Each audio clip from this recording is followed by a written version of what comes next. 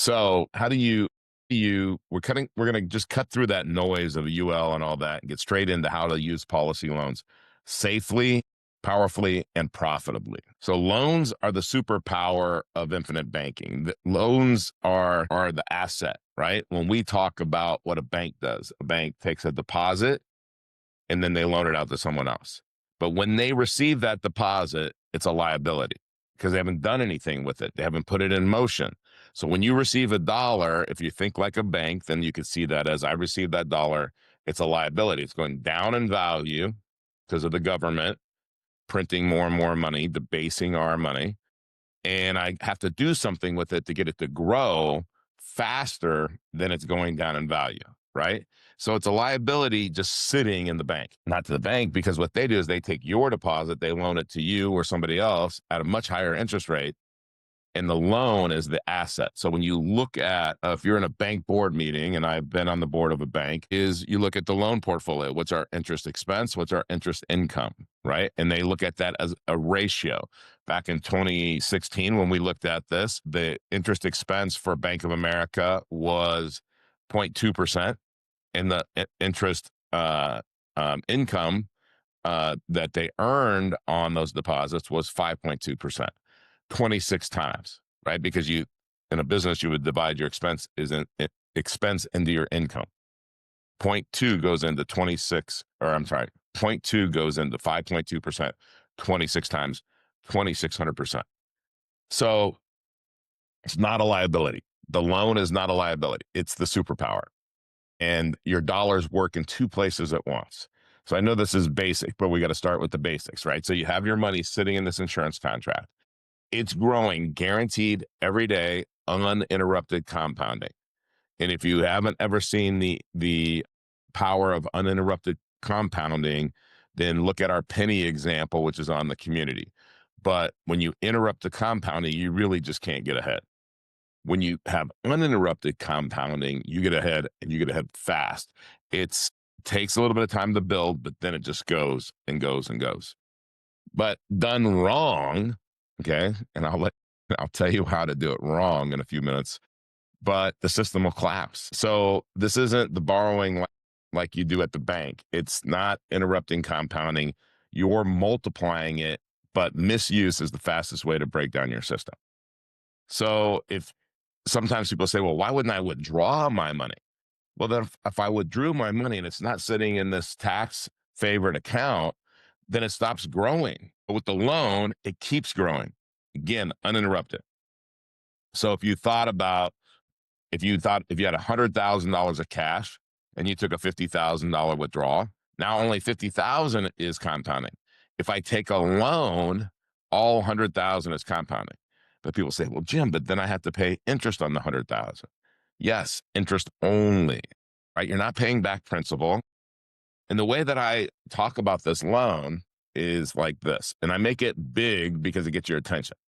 So if I would loan you $100 million today, and your only obligation was to pay me $5 million of interest 1 year from today, would you take the loan? And hopefully everybody in the audience says, yes, I'd take the loan. And then if you said no, the only reason you would say no is because you don't know what to do with $100 million, right? So let me give you an idea. If somebody in the audience, and I'm open to this, and you put it in the chat if you wants to loan me $100 million, I'll take your $100 million and I'll go buy $500 million worth of real estate, because I'll find a seller that will seller finance 400,000 of it, 80% loan to value. I probably could get more than 500,000, but let's just say I can get 500,000. And when I'm going to invest in real estate, I want to get at least a 25% cash on cash return. Now, if you're new to real estate, you're going to say, gosh, Jim, that sounds really high. And if you're really a real estate expert, you're going to say, that sounds a little low, Jim. I normally want to get 40. And by the way, that's not my words, and that's not my percentage. That's literally from one of our clients saying, I don't do anything for less than 40%. So I'm going to take your 100 million. I'm going to have the seller. I'm going to buy the $500 million worth of real estate. I'm going to get $25 million of profit. I'm going to call you at the end of the year and I'm going to say, hey, I got your check for $5 million. You're going to say to me, hey, Jim, do you want to pay any principal? And I'm going to shake my head and say, nope, see you next year. And I'll keep that $100 million loan out there forever. As long as I'm making that arbitrage, I'm leveraging. So when you withdraw, growth stops. When you borrow, compounding continues on the full amount. And this is a core mechanic, right? This is a core thing of your wealth engine IBC system. Always be compounding, right? Always get a little bit better. Your money never leaves the system. Again, I know that most of you know that, but the growth curve interrupted doesn't look very good. That's why with the stock market, it's up and down and up and down and down. And then it goes, but the average looks pretty good. And we talked about that in the past. But this is what separates the uninterrupted compounding is what separates infinite banking from every other strategy. It's your edge. Remember, there's two sides of every coin. It's the edge of the coin that we want to live on. We have to live where everyone else doesn't. And there's very little room on the edge, right? So dividends paid, again, so let's talk about this. Everybody, when we think of loans on a whole life policy, people want to talk about direct recognition and non-direct recognition. And just as a refresher or something new, if you haven't heard this, direct recognition means when I take a loan, it directly affects my dividend. Okay. There's a recognition, a certain percentage of the loan rate that will be reduced in my dividend. Okay. So do we want that? Well, it depends, because if interest rates are high, we might want that because it still might pay a higher dividend than what the current dividend is. Meaning if the loan interest rate was 8% and there was a 75 basis point recognition, that means that the collateralized money would be credited at 7.25%. But what if the dividend's only 5%? Well, then we should have all of that money loaned out, direct recognition, right? That's kind of an unusual situation, because if the loan rate is 8, the dividend's probably going to be higher than 5, right? So it doesn't normally happen like I just described. But if it did, we would take the direct recognition loan. Or what about in the beginning when they're in, by the way, direct recognition loans have fixed interest rates. Non-direct recognition, which I'm going to talk about in a second, has variable rates. Okay. So ideally you would have something where you would have both. There's only 2 companies in the country that offer you a choice of direct recognition versus non-direct recognition. But direct recognition, there's a reduction, there's a recognition of your dividend. It could be a reduction, could be an increase, depending on where that loan interest rate is. So non-direct recognition is, and by the way, the money that's still in there. So like if you had 100,000 and you had a $50,000 loan, the 50,000 that wasn't collateralized would have the normal dividend, and the other 50,000 would have the direct recognized dividend. So whatever that is, whatever the reduction is, but it would come off the loan rate. Now, I remember 10 years ago, maybe 15 years ago, I was on the golf course and I was with one of my guys, and he got really mad at me on hole 5. I can tell you exactly where we were. And he said, I talked to the head actuary and he said the loan, the recognition is from the dividend rate, not the loan rate. And I said, who told you that? And he told me. And I literally called the person on the golf course.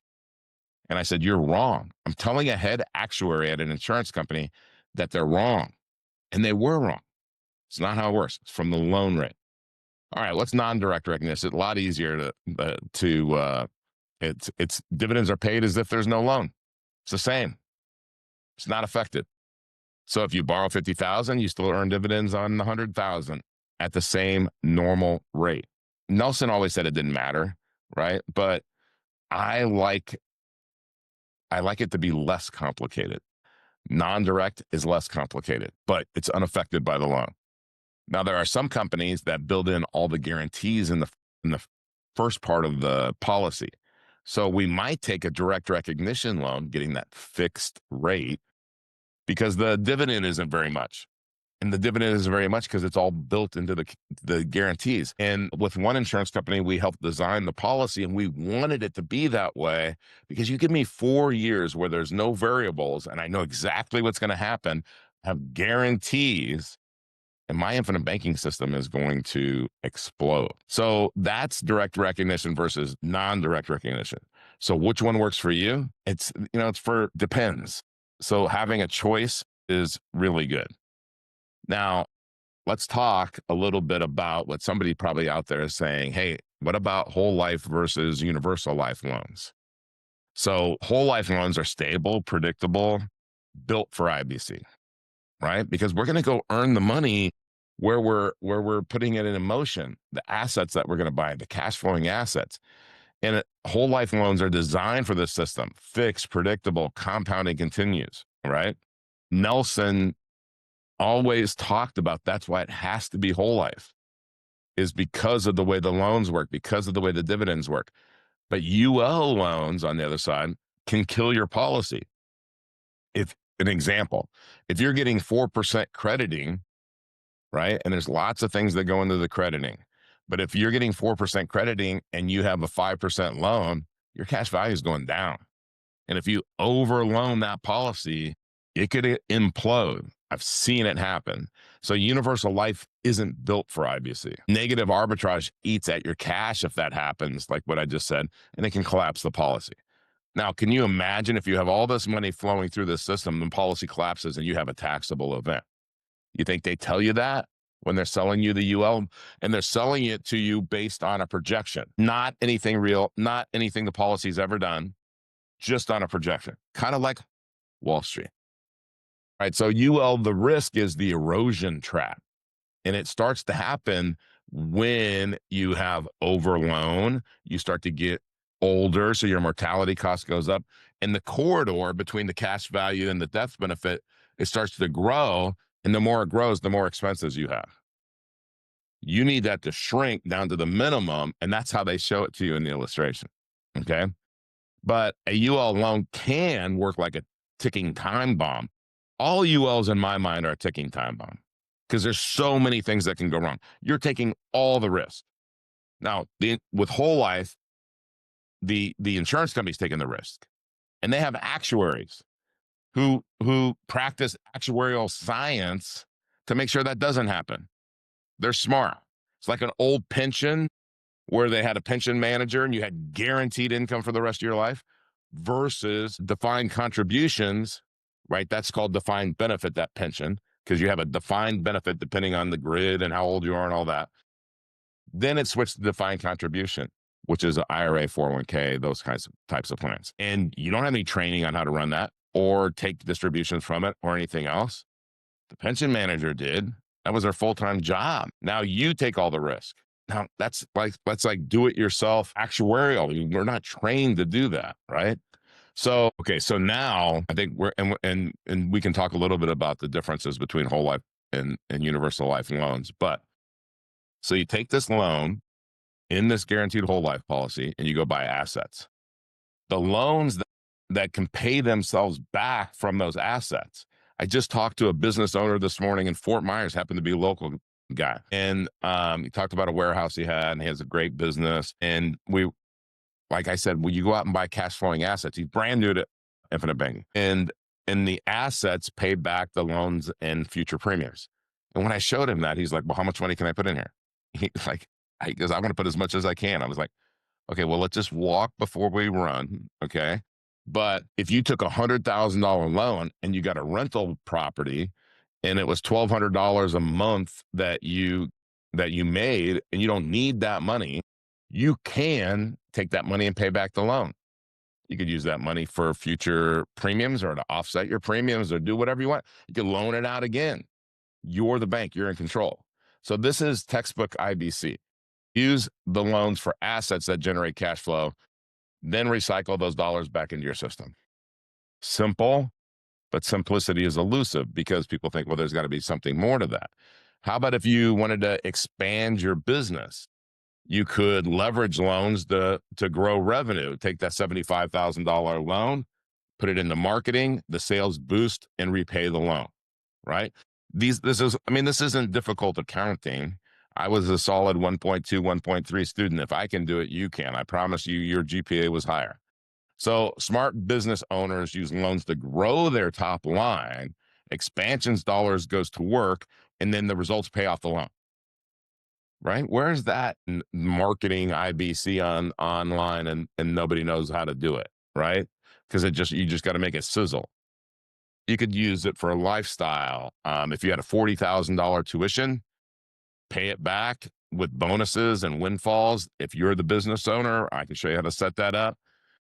And so here's the bottom line when you're taking a loan. Here's how you make sure that you never blow up your system ever is never borrow without a repayment source or schedule. You have to repay the loan. Be an honest banker. Where's the money coming from to repay this? If you don't know, don't borrow it, period. Right? Figure that out first. And then it's better if the assets can repay the loan. Your tenant's rent, your customers' payments, rental income, dividends, royalties. These are ideal repayment streams. And then when you have a windfall, like a liquidity event, then you can put it all in there, pay back all the loans.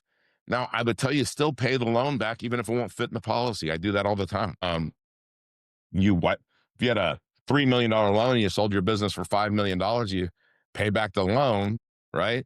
Now you're storing that money in there. You can put that money back to work, right? Windfalls are powerful repayment tools. You keep the uninterrupted compounding the whole time. Remember on the payment, you're in control.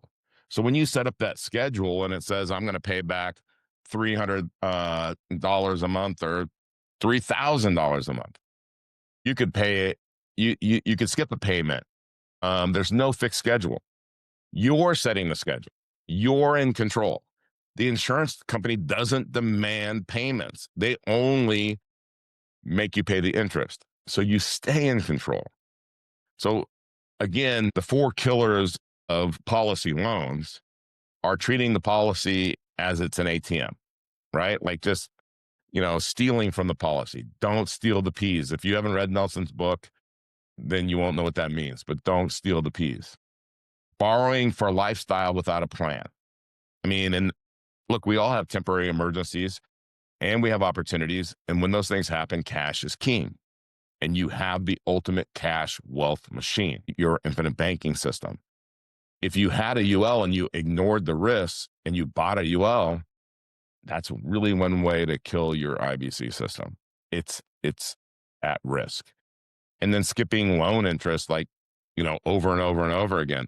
If you have money flowing back into the policy and a premium payment comes up and an interest payment comes up, annually, you could let it come out of the cash value, automatic premium loan, APL is what that's called. The insurance company will send you a thing and saying, hey, we're going to take that interest and that out of and the premium out of the cash value. Well, you already got more cash value flowing in there from the cash flowing asset. That's the way I plan it on policies. So those four mistakes, treating it as an ATM, using UL to do infinite banking, and borrowing for lifestyle without a plan, and skipping loan interest without having cash flow coming back in, those are four mistakes to avoid at all costs. I remember an IBC practitioner walking down the street and he said to Nelson, I have a confession. And Nelson said, what's going on? And he said, I took loans and I haven't been paying them back. And Nelson turned to him and the style that Nelson always had. And he said, start. Okay, yeah, you've been screwing this up. You haven't blown up your system. Start repaying it with interest. So, that's how you do it, is you be honest banker or be an honest banker. Okay. And let's talk about this UL thing, right? UL, the crediting is tied to an index. Doesn't mean your money's going into the index. So you have caps, participation rates, and spreads. The floor normally is zero, right? It's not really a true floor to the net growth because the policy charge is still hit and the volatility is transferred to the crediting side, not the underlying insurer assets. So when you borrow money, on an IUL loan, same against mechanic, but your crediting is variable. In 0% years, your net growth can be negative after charges while your loan interest still accrues, right? If that makes sense. So you really have to be careful. If you, in the IUL, a traditional participating index loan, you have fixed or variable rates, but your loan amount is still participate in the index crediting. And the net spread is what they call it. Your credit minus loan rate minus charges can swing positive or negative. Did I ever say that it did that in whole life? No, it doesn't. A few flat years with that UL and it gets ugly, and it affects everything into the future in that projection. And the cost of insurance rises with age. So it only gets worse as you get older. Now, remember with the whole life policy, and you look at the ratio of you put this amount in, you have this amount of cash value to use, it gets better and better and better every year. So when I'm 70, 80, 90 years old, I'm in a better position. In universal life, it's the exact opposite. If you live too long, that thing will implode. We already went over that a few weeks ago. All these insurance regulators are concerned about that because people don't keep their universal life policies. They can't. And then you have to manage the sequence of returns, the loan size, the caps, the participation rates, the spreads, and the cost of insurance trajectory. It's a cockpit, not cruise control. Whole life is cruise control. Universal life, you're trying to make sure you don't crash. Nathan says you're talking about IULs and loans because some people might have that, but anything we have should all be whole life. Absolutely, Nathan. Absolutely. Nelson was so adamant about this. And, when he was first doing this, you got to realize when infinite banking, when Nelson's on his knees at 3:00 in the morning, praying to God to show him a way out of this $500,000 of debt that he had at 20% plus interest, that was the heyday of universal life. Interest rates were high. The crediting was high. And all of those policies crashed, and people replaced them with VUL and now IUL because interest rates went down. The market flattened out, went down, and now it's index universal life. Universal life's been around since like 1980, 1978, 1980, right in there. And so 50 years, not even 50 years. Yeah, 54, say, not even 50 years, right? Well, not even 50 years.